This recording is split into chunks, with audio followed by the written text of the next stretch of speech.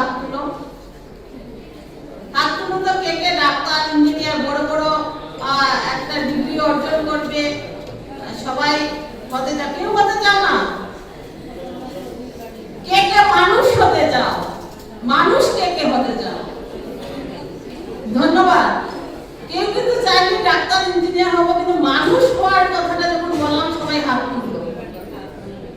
যারা প্রথম বিভাগে উত্তীর্ণ হয়েছ তাদের প্রতি অভিনন্দন জ্ঞাপন করছি, কিন্তু যারা প্রথম বিভাগে উত্তীর্ণ হতে পারেনি তাদের প্রতি তোমাদের দায়বদ্ধতা অনেক গুণ বেড়ে গেছে, কারণ তাদেরকে উৎসাহিত করতে হবে। আমি একা প্রথম বিভাগে প্রথম স্থান অর্জন করে নেব, আমার চারপাশে সবাই যদি সমানভাবে না হয়, সমান কিছু অ্যাচিভ করতে না পারে, তবে আমার সমাজটা সুন্দর হবে না। আমাদের এই সমাজে তোমাদের দায়ভার অনেকটা, তোমাদের দায়িত্ব অনেকটা, কারণ যুব সমাজই পারে একটা রাষ্ট্রকে পথ দেখাতে। আর তোমরা যারা যুবক যুবতী আছো, তোমরা আমাদের উত্তর ত্রিপুরা জেলা, আমাদের এই যুবরাজনগর মন্ডল, আমাদের এই বৃদ্ধই গ্রামটাকে আগামী দিনে প্রতিনিধিত্ব করবে এবং গ্রামটার উন্নতিতে তোমাদের অবদান অপরিসীম আছে। এবার কেমন করে? বিভিন্ন সময় থেকে চলে আসছে আমাদের সমাজে কিছু ব্যাধি, সেই ব্যাধিগুলো নির্মূল করার জন্য প্রথম বিভাগে যারা উত্তীর্ণ হয়েছে এবং প্রথম স্থান অর্জন করেছে তাদের দায়িত্ব রয়ে গেছে। শুধুমাত্র আমি শিক্ষিত হব আর আমার সমাজটা একটা অন্ধকারাচ্ছন্ন হয়ে থাকবে, কিছু কুপ্রথাতে জর্জরিত হয়ে থাকবে, তা হবে না। এই সমাজের যেগুলো কুব্যাধি আছে, child marriage, child abuse, child labour, আমি পড়াশোনা করব, আমার সমসাময়িক একজন আছে যে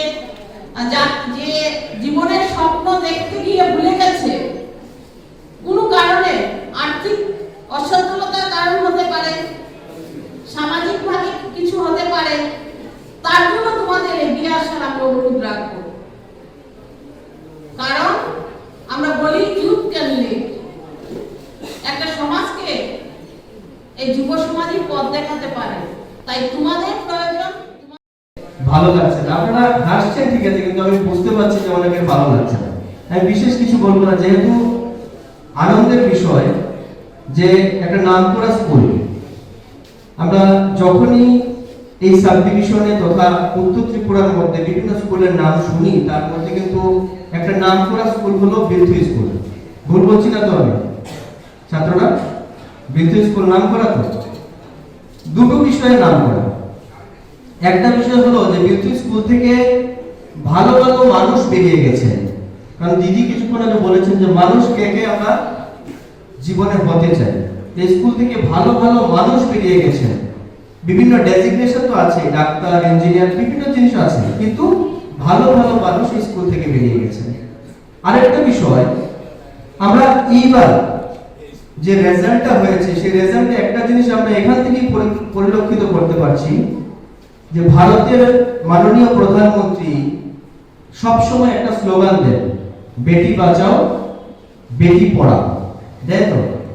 সেটা এখানে পরিলক্ষিত হচ্ছে। আপনারা একটু দেখুন যে আমরা যুবক ভাইয়ের থেকে বোনেদের কিন্তু সংখ্যা এখানে বেশি।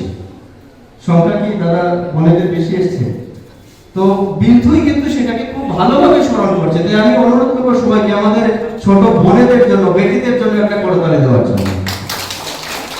কেন এই কথাগুলো বলছি যে ভারত সরকার মায়েদের জন্য 33% রিজার্ভেশনের কথা বলছে, জানি তো আমরা সবাই 33% রিজার্ভেশন, সেটা তোমরা প্রমাণ করে দিবে, যেটা হবে।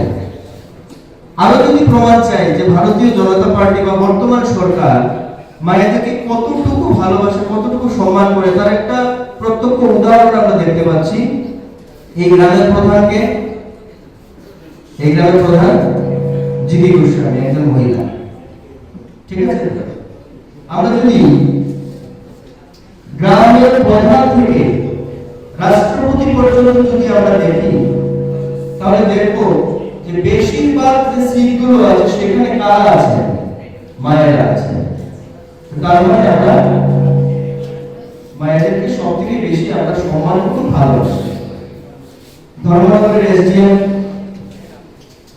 একজন মা, ধর্মনগর থানার ওসি একজন মা, এই জেলার ডিএম একজন মা, এই জেলার সভাধিপতি একজন মা। আমরা এখানে যে মঞ্চে বসে আছি এখানে কিন্তু 33% রিজার্ভেশন আছে।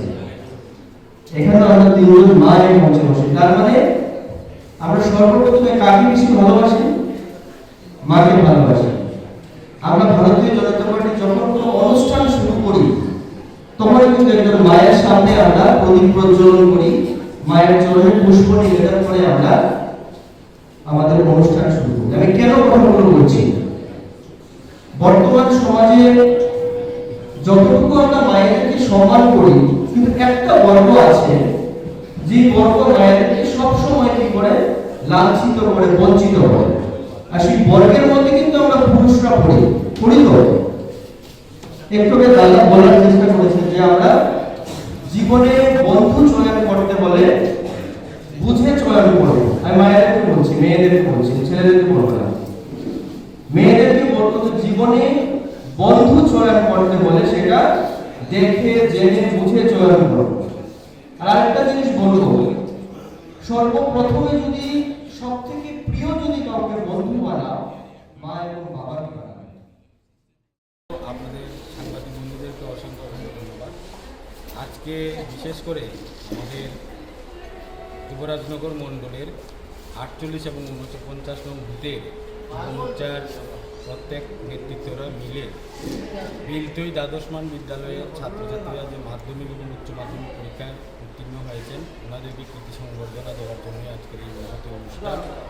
সেই অনুষ্ঠান থেকে আমরা প্রত্যেক ছাত্রছাত্রীদেরকে সেই বার্তাটুকুই দিতে চাই যে শুধু পড়াশোনা নয়, পড়াশোনার সঙ্গে সঙ্গে সামাজিকতা, সমাজের দায়বদ্ধতা এবং সমাজকে কীভাবে গ্রহণ করা যায় সেই বিষয়গুলো যেন প্রত্যেক ছাত্রছাত্রীরা গ্রহণ করে। শুধু পড়াশোনা করলেই হবে না, সঙ্গে সঙ্গে সামাজিকতাটিকেও আমাদের প্রত্যেককে নিতে হবে এবং সমাজকে সম্মান করতে হবে, সমাজের বড় ছোট সবাইকে সম্মান করেই চলতে হবে। সেই বার্তাটুকুই আজকে এই যুব ভাইরা এই অনুষ্ঠানের মাধ্যমে প্রত্যেক ছাত্রছাত্রীদের কাছে তুলে দিয়েছে। আমরা সেই ছাত্রছাত্রীদেরকে আগামী দিনের উজ্জ্বল ভবিষ্যৎ কামনা করি। আপনারা যে অনুষ্ঠানটি করছেন, আপনাদেরকে এই অনুষ্ঠান প্রতি বছর মানে থাকবে নাকি? হ্যাঁ, প্রত্যেক বছর এই বুথের উদ্যোগে থাকবে। আমরা যুব মোর্চার উদ্যোগে প্রত্যেক জায়গাতে আমরা করি, কিন্তু এই বুথে 48 এবং 49 নং বুথে প্রথম বছর করলো। প্রত্যেক বছরেই সেই অনুষ্ঠান হবে।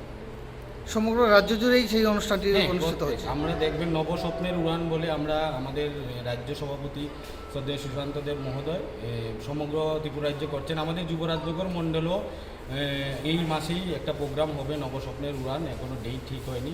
প্রত্যেক ছাত্রছাত্রীদেরকেই সংবর্ধনা প্রদান করা হবে।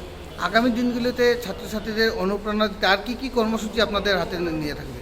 আমাদের ছাত্রছাত্রীদেরকে অনুপ্রেরণা দিতে আমরা ছাত্রছাত্রীদেরকে সেই দিকেই অনুপ্রেরণা দেব যে ছাত্রছাত্রীরা যেন শুধু বললাম না, শুধু পড়াশোনাই নয়, আমাদের প্রত্যেকটা ছাত্রছাত্রীদেরকেই পড়াশোনার সঙ্গে সঙ্গে সামাজিকতাটা প্রত্যেকে গ্রহণ করতে হবে। কারণ সামাজিকতা না জানলে আমাদের পড়াশোনাটা মূল্যহীন হয়ে যাবে।